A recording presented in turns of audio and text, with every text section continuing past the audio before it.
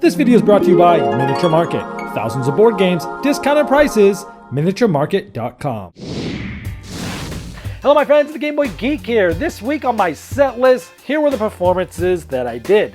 I looked at Salem, which is a heavy deduction game, has two ways to play. You're trying to figure out who are the witches and where they're at. Interesting, sort of a Sudoku puzzle version of deduction, but pretty heavy.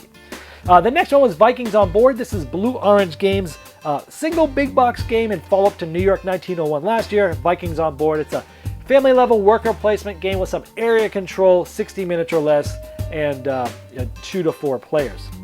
Next was Tiny Epic Western, the latest in the Tiny Epic series.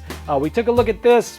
It was just amazing. It's my favorite of the series, even though I've only played 2 of them. But I liked it even better than Galaxy. Go see why. And finally, I looked at the new version of Royals, which has been a game that I've reviewed in the past and still really love. Go look at that. I also did an Allegro review of all of those, so you can go see the fast reviews if you want. And for Royals, I also did a first edition versus second edition comparison, similar to how I did in the King of Tokyo video recently, where you could see all the ins and outs of everything that was changed by not only artwork and components, but also in some of the gameplay which has changed.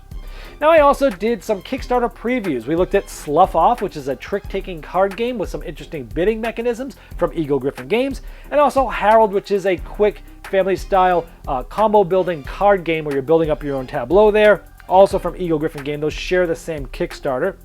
I also did the Saxophone Serenades of the Month, where I run over all the games that I kept and also told you which one I would keep if you put a gun to my head.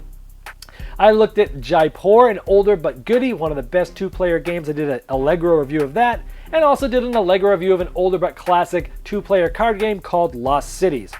Whew, it was a busy week on the set list. I'm still breathing. We'll see you next week.